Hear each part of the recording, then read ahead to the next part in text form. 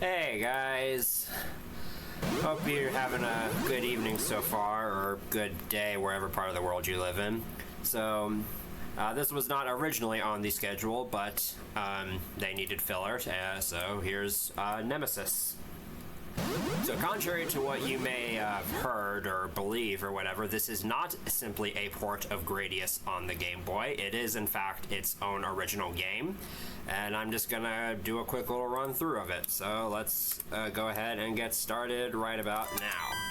I'm going to be playing on all default settings, and here we go. So, yes, this game being in black and white is not a recording issue, it's not an emulator issue, that's just how this game is because it was a Game Boy game, and Game Boy games tend to be in black and white. Now, it's easy to understand why at first glance this might seem like a port of Gradius on the Game Boy, because this first stage is a volcano stage, and, well, the game is literally the name is literally Gradius's European title, and beyond that, there's also that just this stage 1 in general is just nearly identical to Gradius' stage 1, but you'll start to see how it diverges from the original game pretty quickly once this stage concludes.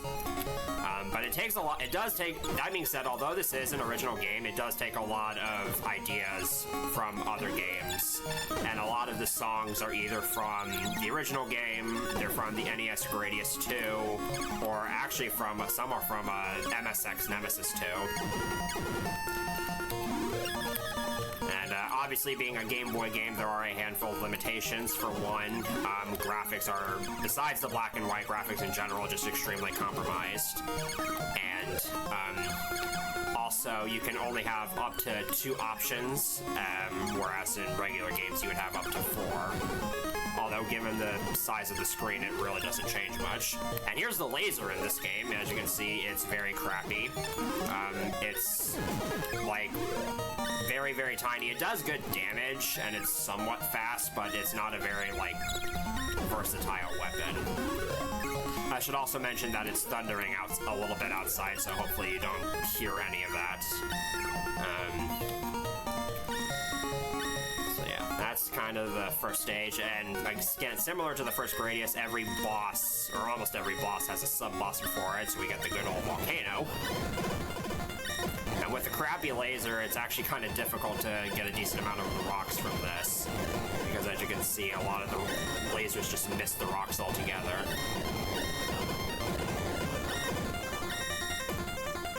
And now we have a boss fight, but this isn't just any normal big core, this is the super big core. It's basically just a regular big core. And that's really all I have to say about it. Beyond that, Gradius, any Gradius fans know how that fight goes. And now we're getting on to this stage, featuring music from the Famicom port of Gradius 2. Somewhat obscure song. This stage is kind of, it's a cell stage straight up, but it doesn't really have that many, like, interesting gimmicks, aside from just looking fancy. And that's really it. You have Zubs, you have these weird amoeba things. You have these things that kind of pop out of the floor and ceiling that don't actually do anything, and you can't destroy them. So, what else can I say about this game?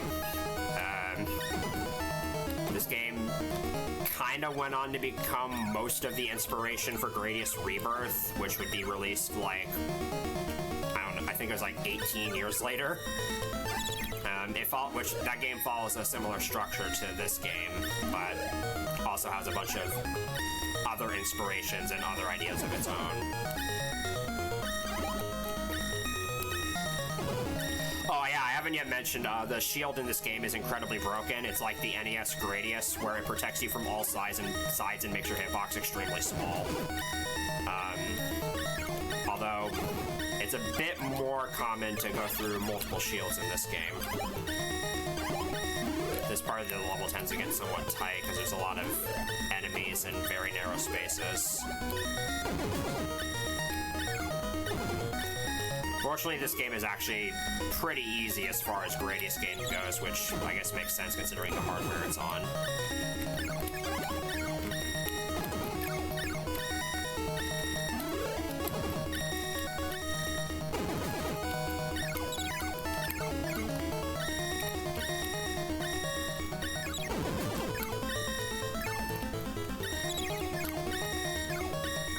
Careful in this ending section of the stage here because I really want to have the shield high. I really want to have a spare shield ready for the sub-boss because it's likely that I'll take a couple hits of damage during that.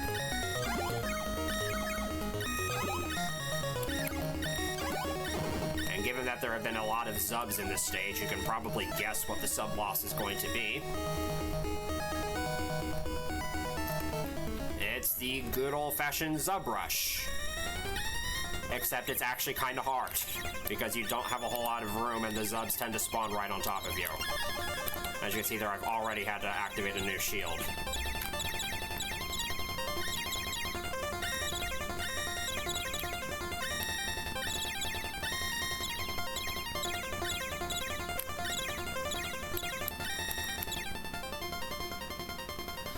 Here's a new boss of sorts. This is the Crawler. If you saw my Gradius Rebirth run for Feed the Kids last year, this is what the Crawler X is based off of.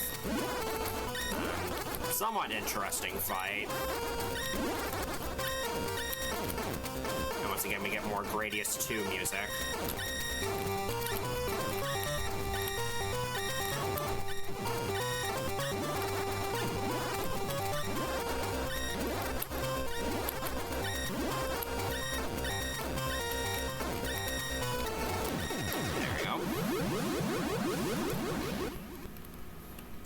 Already, that's 2 stages down out of 5. And then stage 3 is just a Moai stage. And all the Moais here are just regular Moais. There's no special gimmicks here or anything like that.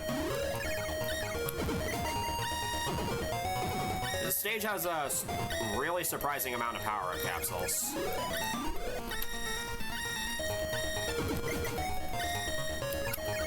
Again, it's not really like this game allows you to die anyways, so...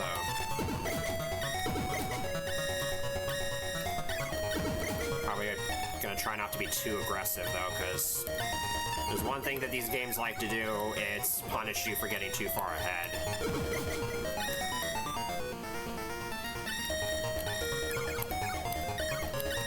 Again, this is one of the easier games in the series, so even if it's not like a totally polished game for the standards of Gradius, if you're like have a passing interest in these games and you want to try them out, I would probably say this is a decent game to start out with. Or if you want to say you've beaten a Gradius game, this is definitely a good first choice.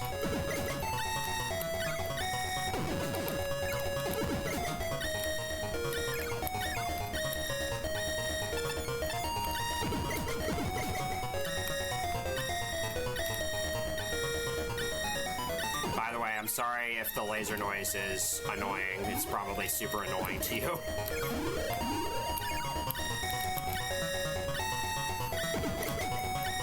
You have to put up with it for just a little bit longer.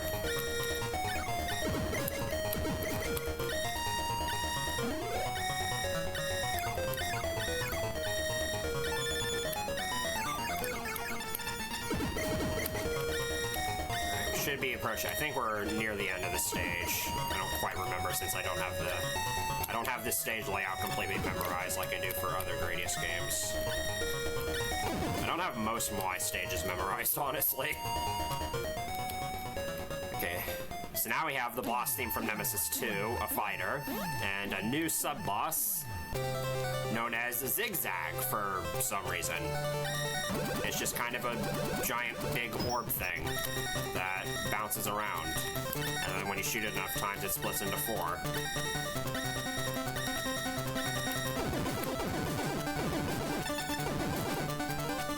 And now we have another boss known known as Striker.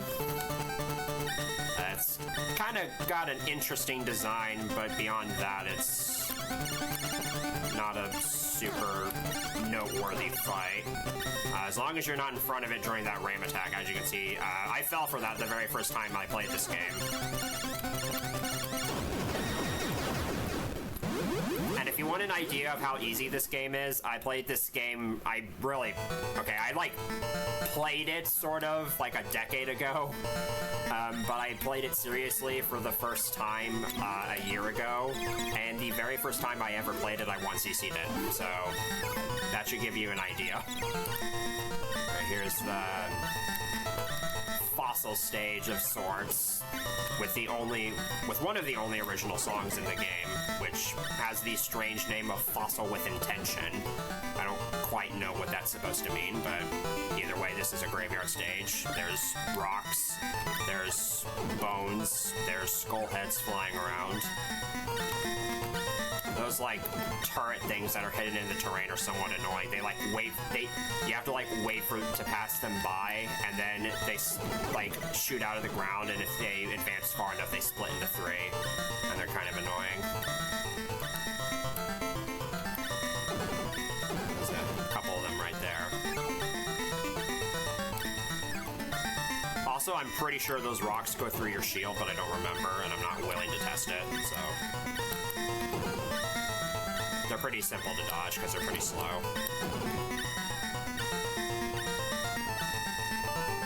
I'm gonna stop shooting for a second so you don't have to listen to the obnoxiously loud laser noise.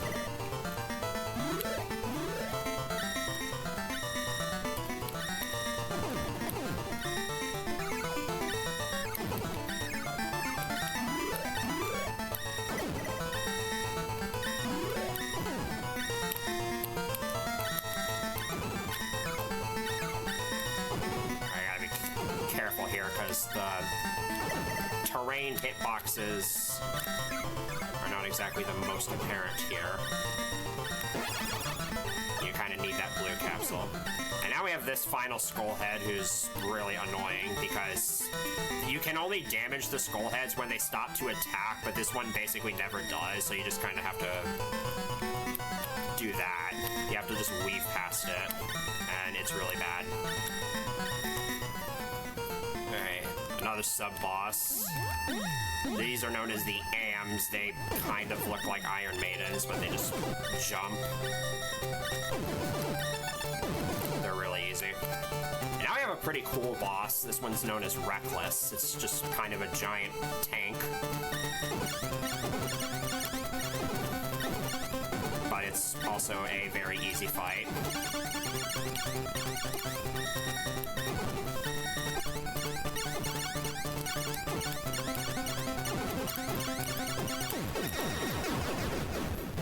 And with that, we are already off to the final stage, which is just, you know, your regular base stage. And this stage is actually pretty freaking hard. It's not, like, insanely difficult or anything, but you definitely need to be at full power pretty much the entire time. Recovering is possible, though. But hopefully I just won't die, because then this will be a no-miss run, and no-miss runs are always cool. Also, I'm switching to the double for this stage, because it's a little bit better here. And this is another song from Nemesis 2. This song is known as Don't Leave Me Alone. It's used for stage 7 in that game. And I'd really like to refresh my force field here. There we go. You kind of also need to be replenishing your shield at all times. This. I used it a little too early, though.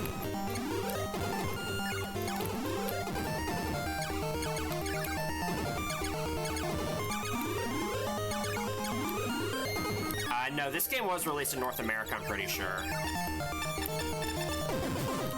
I'm pretty sure both the Game Boy games were released in North America.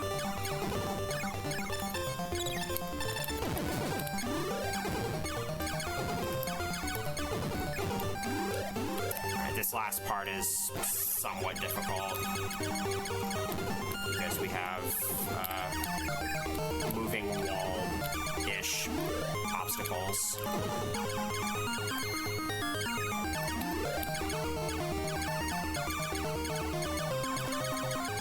And it likes to get really, really crowded here.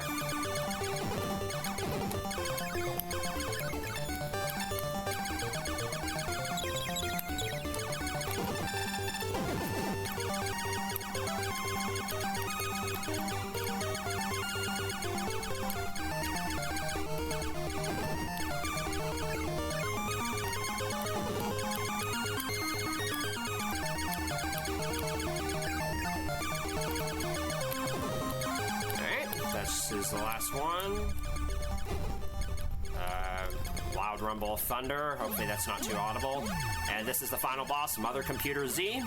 It actually does attack you, unlike most Gradius final bosses. It just has a couple cannons that fire at you while duckers attack you relentlessly. But it's not too hard. And that's the game.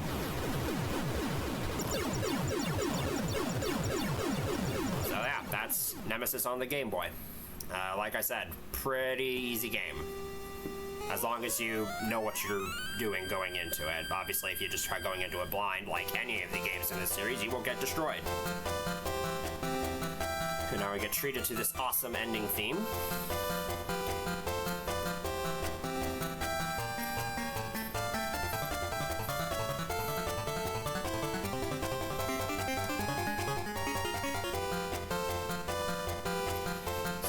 Back.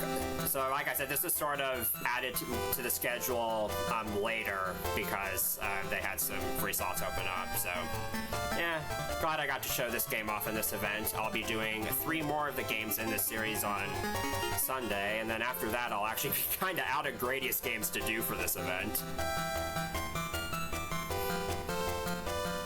That is definitely true, Robot Fizzunk. That is definitely true. Also, apparently in this game your ship is known as the Warp Rattler. Don't ask me what that's all about. And there you go, that's that game. We're obviously not going to do later loops, so yeah, I'll throw it on over to you guys.